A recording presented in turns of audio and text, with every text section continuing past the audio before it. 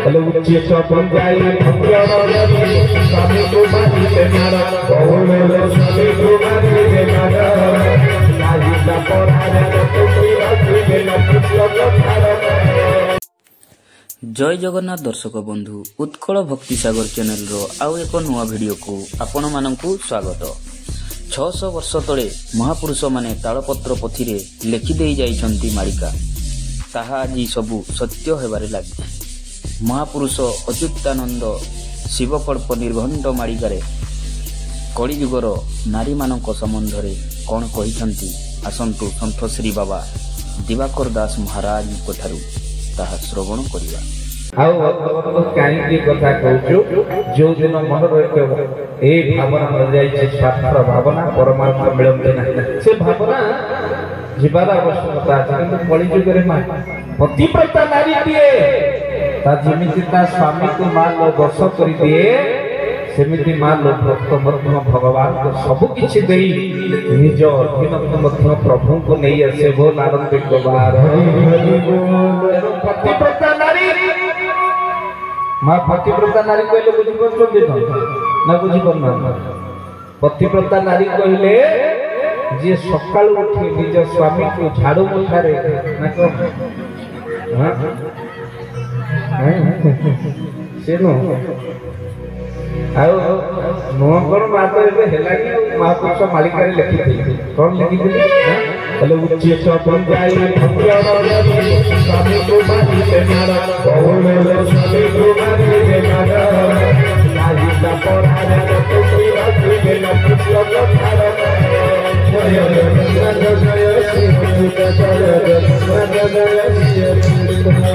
मालो महापुरुष अच्युतानंद शिवकल्प निर्घंट मालिका रे कहले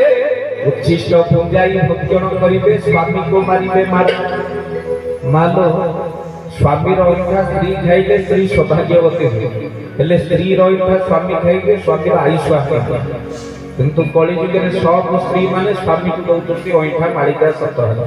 बजार गलिबाको मारलो स्वामी स्त्री दुई जण जाउचंती स्त्री प्रथमे मारलो चाट प्लेट मगौची दी चटाग निजे चाटी तापर आदित्य की राग तापर आदित्य ताको चलेइले नै प्रथमे मारलो स्त्री को आइसक्रीम मगौची दी चटाग निजे चाटी तापर आदित्य वेरी कोल्ड तापर आदित्य ताको चलेइले नै उच्छिष्ट भुजाई भक्षण करिवे स्वामी को मारिवे निज स्वामी को मार मारिबा को भी मार लो बचेबे मालिका सत होला ना नहीं मार स्वामी को बाड़ो ना हां कुछ ना नहीं कुछ बाड़ो ना मालिका आगे अच्छा तू माने मां माने बाड़े के हाथ टिके बोला प्रभु नर करबा स्वामी को बाई चांस उठी जाई छे हाथ टिके देखियो हाथ टिके ठाकुर को दरबार मिछ बोला बाई चांस उठी जाई छे हाथ टिके दियो देखिए जने जने माँ पक्ष को अनुजन किए टेकिला टिके देखिए आउ एपटे जो भाई माने बसते कड़ा दृष्टि अनेचंती काले मो वाला टेकी दबो कि ए प्रेशर होला काले टेकी दो भाई माँ माने भी ठान चंदे टेकीबी हां होय के भन माँ दिनेटा टीरे इंग्लिश रे दाम्पत्य जीवन चाली छे प्रथम टी होछ तो कथावार्तार साड़ी न द्वितीय टी होछ माँ ट्रस्ट विश्वास जो विश्वास है जो किछ नहीं तापर ट्रुथ सत्यता जो मान लो सत्यता नहीं स्त्री स्वामी को मिछ करे स्वामी स्त्री को मिछ करे से दाम्पत्य जीवन मध्य बेसी समय रहि पारे कि किछ दिन होबो मा गोटी स्त्री ता बाप घर को गला स्वामी को रात 10 रे फोन कला कोठी आलो स्वामी कहला आलो परा घरे अछि ना प्रमाण आजकल जो बड़ मोबाइल वीडियो कॉल करते देखि दे था कि छोटिया कोनटा ना घरे अछि बोली प्रमाण ना लो कोन प्रमाण दे कोन ना हमर से भंगा ग्राइंडर ता थला ताको लगेला घड़गड़ हेले मु जानि कि तमे घरे अछो स्वामी विचारा कोन करियो मां सब पुरुष जाति होछि सिंह शास्त्र कहचन जे पुरुष सिंह हेले मान लो बाघर परे तो सिंह ऊपर दुर्गा बसी जांती सिंह ऊपर आ कोन कराई नारी अधीन हो जाए मनुष्य तो सेति पई मां कोन करिवो एई समय भीतर कला हो ठीक अछि ग्राइंडर लगेला घड़गड़ होला मोबाइल देखला कला जाओ रिकेला ठीक है मोरी ग्राइंडर तो तमे घरे अछि तापर राति 10टा कोठी ना घरे ना ग्राइंडर से ऐसे लगेला घर घर होला हां ठीक है हमर ग्राइंडर तो जानले का पसंद तापर राति 10टा कोठी ना घरे ना ग्राइंडर से ग्राइंडर से तापर स्वामी तापर पर फोन कला आलो घरे अछि ग्राइंडर सुन आउ फोन करियो स्त्री कहला ये कोन ताको पटु सुनै नै दाग में कुछ काला है तेनु सती पई मा वट करके पड़े आसी सासु घर बाप घर सासु घर राति 11टा देखिला बड़े स्वामी को लगेला फोन स्विच मा सासु गुडी पदारे बसी पान पकछि सोया को गला एई सब भीतर ये घर जाक खोजियाला स्वामी नाही पचारला सासु को सासु कहला मा कुबरा काली आसी कथा कर राति 11टा हेलुडी ना तम पगो कोडे गले एते कहले घरे अछि ग्राइंडर पर सुनै के बार गले बुढ़ी कहला कौन आलो 5 दिन होला से भंगा ग्राइंडर टा के कुआडे जाउछे सकाळे फेरुछि बुझिले मां सत्या रहियो ओडिया भागवत जगन्नाथ भगवान के पाए हां ठाकुर केशव को के पाइबो मन हां बोले सत्य रे जेउ जन्म जीव हम के विष्णु बोला राधे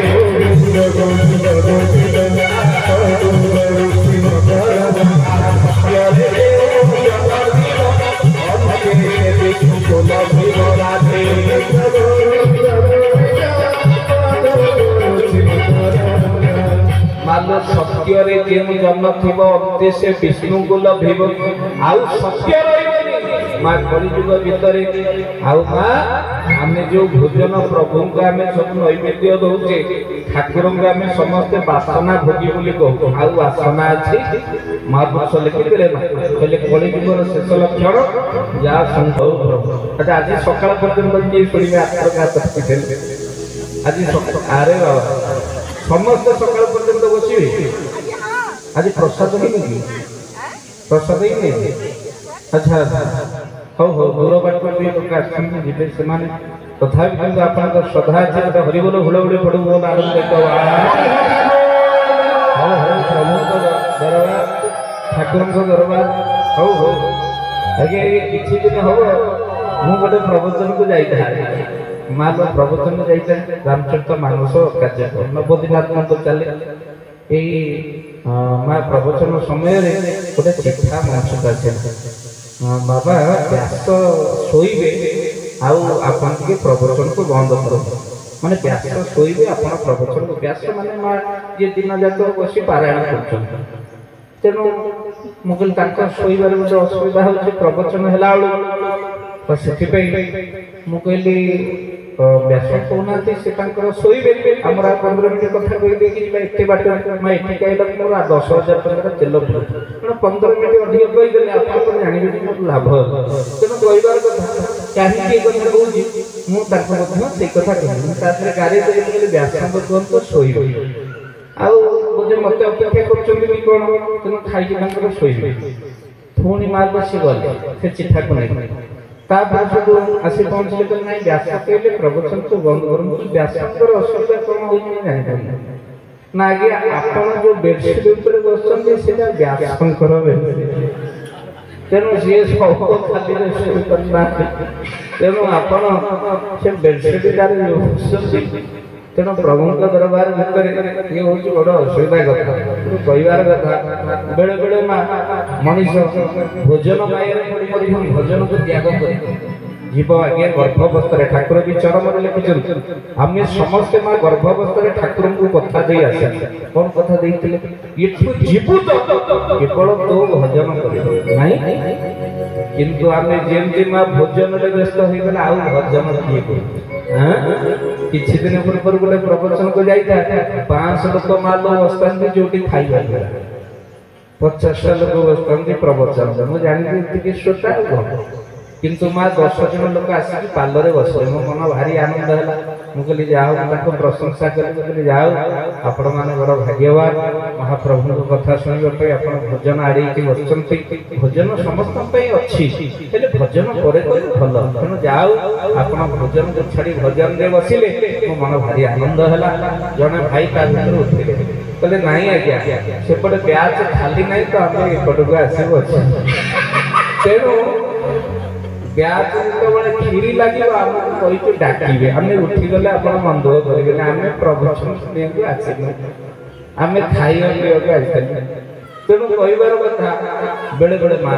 ଆପଣ ମାନଙ୍କର ଓଡ଼ିଆ ଭାଗବତ ଜଗନ୍ନାଥ ଭାଗବତ ସାରିଛନ୍ତି କିଭଳି ପଦ ଦେଖନ୍ତୁ କଣ କହିଲେ ଗୋଟେ ସୁନ୍ଦର ପଦ ମା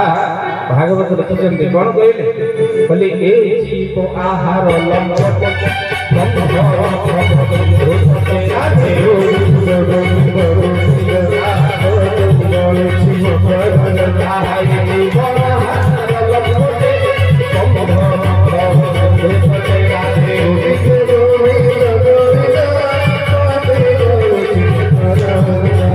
ଭାଗବତ ଯାହା କହିଲେ ଜୀବ ଆହାର ଲମ୍ପଟେ ବନ୍ଧନ ମାଲୋ ଭବ ସିନ୍ଧୁ ତଟେ ଆହାର ପାଇବାରେ ପଡି ମାଲୋ ବନ୍ଧନରେ ପଡି ଯାଇ ଯିବ ଆଉ ଅନେକ କହନ୍ତି ଆଜ୍ଞା ଭାଗବତର ପଦକୁ ଭାତ ଡାଲମା ନ ଖାଇଲେ ଆଉ କୁଆଡେ ଜ୍ଞାନ ହୁଏ ନା ଭାଗବତ ଲେଖା ହେଇଛି କଣ କହିଲେ ଅର୍ଣ୍ଣ ବିହୁନେ ହଂସ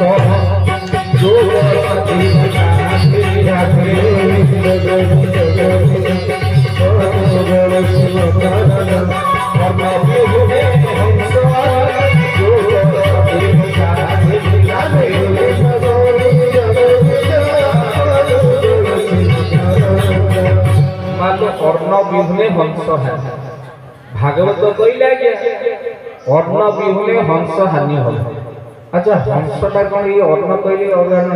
খায় ঠাকুর চরমরে লিখিଛନ୍ତି হংস কিଏ আজ্ঞা সে কোউটি বসিছি আজ্ঞা মণিপুর ଆଉ ଅଧିଷ୍ଠାନର ମିଳନ କେମିତି ହୁଏ ଠାକୁର ଚରମରେ ସବୁ ସାରି ଦେଇଛନ୍ତି ସାଧନା ଠାରୁ ବଡ଼ କିଛି ନାହିଁ ମଣିଷ ଆଜ୍ଞା ଠାକୁରଙ୍କର ଲେଖିଛନ୍ତି ଆଜ୍ଞା ମଣିଷ ଆଜି ମରିବ ଆଜି ଜାଣିପାରିବ ସେ ସାଧନା କଲେ ଭାଗବତ ତାକୁ ପୂର୍ଣ୍ଣ କରି ଦେଇଛନ୍ତି କେତେବେଳେ ମଣିଷ ଜାଣିବ ଠାକୁର ଚରମରେ କହିଲେ ମନ ପ୍ରାଣ ଏକ ସାଙ୍ଗରେ ମାଲୋ ବ୍ରହ୍ମରନ୍ଧ୍ର ଦେଇ ମାଲୋ ଗୋଟିଏ ମୁହୂର୍ତ୍ତରେ ଗୋଟିଏ ସଳକ ରେଖାରେ ଚାଲିବ ଭାଗବତ ସେ ପଦକୁ କହିଛନ୍ତି କୋଉ ଦିନ ଜୀବ ମରଣ ହବ ବୋଲି ଜାଣିପାରିବେ ଚରମରେ ଯାହା ଲେଖିଛନ୍ତି ଭାଗବତ ସ୍ପଷ୍ଟ ପ୍ରମାଣ କଣ କହିଲେ ଯୋଉ ଦିନ ଆଜି ମରିବେ ଆପଣ ଆଜି ଜାଣିପାରିବେ ସାଧନା କରିଥିଲେ କେମିତି ଜାଣିବେ କହିଲେ ମନ ସଙ୍ଗରେ ଚଳେ ପ୍ରାଣ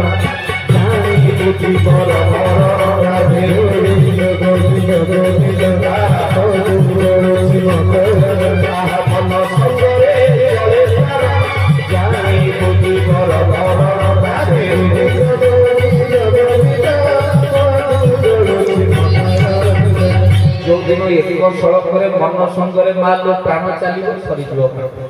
ଜାଣିବୁ ଜୀବର ଆଉ ଏ ହଂସ ଏ ଶରୀରରେ ରହିବ ନାହିଁ ହଂସ ଉଡ଼ିଯିବ ନାହିଁ ଅଭିରାମ ଠାକୁର ଆପଣ ମାନଙ୍କର କହିଲେ କହିଲେ ବାପା ଏ ଯୋଉଦିନ ହଂସ ଉଡ଼ିବ ସରିଯିବ ଅଚ୍ୟୁତ ମଧ୍ୟ ଲେଖିଛନ୍ତି କଣ ଲେଖିଲେ କହିଲେ ବାଇ ମନରେ ବସି ହଂସ ଉଠେ ବାଇ ମନରେ ବସି ହଂସ ଉଠେ ବାଇ ମନରେ ଏ ହଂସ ଉଡ଼ିଗଲେ ହଂସ ଉଡ଼ିଗଲେ ଉଡ଼ିଗଲେ ହଂସ ଉଡ଼ିଗଲେ ହଂସ ଉଡ଼ିଗଲେ ଉଡ଼ିବ ବାଇ ମନରେ ବସି ହଂସ ଉଠେ ବାଇ ମନରେ ମାଲୋ ଯୋଉଦିନ ଏ ହଂସ ଉଡ଼ିଯିବ ସେଦିନ ତୋର ବୁଡ଼ିବ ଭେଳା ସେଦିନ ମାଲୋ କଣ ହବ ଭାଗବତ କହିଲେ ହଂସ ଉଡ଼ିବାର ଲକ୍ଷଣ ପ୍ରକାଶ ପାଇ ତା ପୂର୍ବରୁ ନାଇଁ କହିଲେ ତ୍ରି ନବ ଏକାଦଶୀ ଦିନ ନବୋ କାହାର ବଚନ ଲାଭେ ଗୋବିନ୍ଦ ଗୋବିନ୍ଦ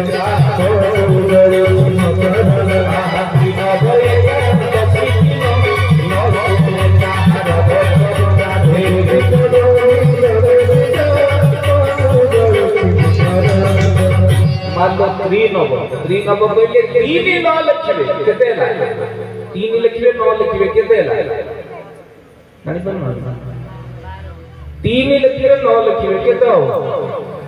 ଜୋର କହୁନାହାନ୍ତି ମା ଟିକେ ଜୋର କହୁନାହାନ୍ତି 39 ଠାକୁରଙ୍କ ପାଖରେ ପାଟି କୁହନ୍ତୁ କଳି କଲା ବେଳେ ଯେତିକି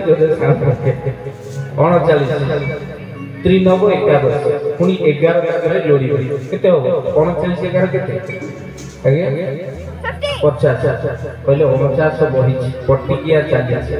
ଆଉ ଜାଣିବେ ଆଉ କାମ ନୁହଁ କଣ 49 ବହିଲାଣି କହିଲେ ସେଦିନ ଆଉ କାମ ଅବସ୍ଥା କଣ ବାରଣ୍ଡା ଦୀପ କହିଲେ ଅଣ୍ଡା ଚାରିଟା 12 ଅଣ୍ଡା କହିଲେ 12 ଦି କଡ଼ା 40 49 50 ହିସାବ ସେଇଆ ଚରମରେ ଯାହା ଲେଖିଛନ୍ତି ଆମ ଶାସ୍ତ୍ର ସେଇଆ କହୁଛି। ଆଉ ଠାକୁର କିନ୍ତୁ ଆଗରୁ ସାରି ଦେଇଛନ୍ତି ଭକ୍ତବନ୍ଧୁ କାହିଁକି ଏ କଥା କହୁଛି ଆଗରୁ ମୁଁ ପ୍ରବଚନ ଦେଲେ ଜୀବ କଥା କହେ ପରମ କଥା କହେ କିନ୍ତୁ ଆଉ ଗୋଟେ ଠାକୁର ଯୋଡ଼ି ଦେଲେ ଏବେ ଚରମ କଥା କହୁଛି ବୋଲ ଆନନ୍ଦ ପ୍ରଭୁଙ୍କ ଦରବାର ଭିତରେ କାହିଁକି ଏ କଥା କହୁଛି ଆପଣ ମାନେ ବିଚାର କରିବେ ଜାଣିବୁ ଜୀବର ମରଣ ସେଇ ସମୟ ଭିତରେ କଣ ହବ